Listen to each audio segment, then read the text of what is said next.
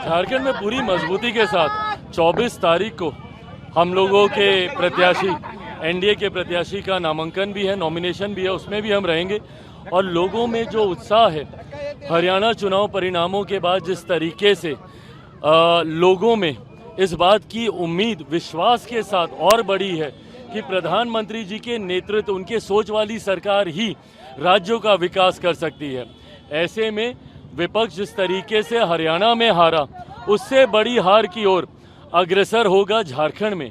अभी तो चुनाव लड़ने से पहले एक दूसरे के घटक दलों को ये लोग सम्मान नहीं दे रहे। राजद को जिस तरीके से साइडलाइन किया गया, खुलकर ये लोग एक दूसरे के ऊपर आरोप प्रत्यारोप ये लोग लगा रहे हैं। तो जो लोग गठबंधन में सीट बंटवारे में ही एक दूसरे का सम्मान नहीं कर रहे, तो ऐसे में चुनाव में कैसे अपने वोटर्स को कन्विंस करेंगे एक दूसरे के पक्ष में मतदान करने के लिए।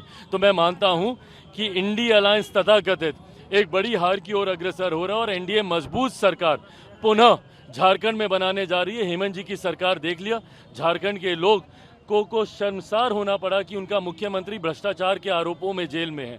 तो ऐसे में एक मजबूत एनडीए की सरकार अब झारखंड में बनने जा रही है। बिहार में भी चुनाव होने वाले हैं, उपचुनाव क्या रहेगा, नतीजा क्या आकलन है? मुझे पूरा विश्वास है कि एनडीए की सरकार, एनडीए की जीत इन चारों सीटों पर, उपचुनाव जो बिहार में 4 जगह पे होने जा रहे हैं उसमें भी होगी।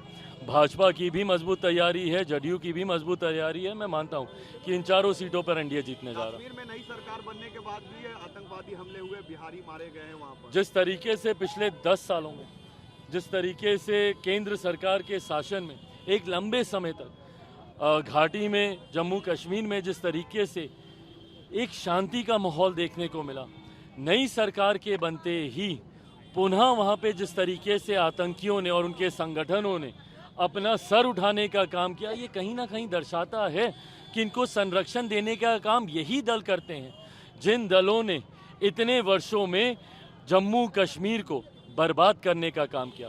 पिछले कुछ समय तक, जब तक केंद्र का शासन वहां पर रहा, परिस्थितियों में सुधार आया, पर आज नई सरकार के बनने के बाद और पुनः उमर अब्दुल्ला जी जिस तरीके से वहां के मुख्यमंत्री बने हैं, जिस तरीके से आतंकी गतिविधियां दोबारा से सक्रिय हुई हैं, कहीं ना कहीं सरकार और ये लोग उनको संरक्षण देने का काम करते हैं, इसकी आशंका अब जाहिर होने हुई है।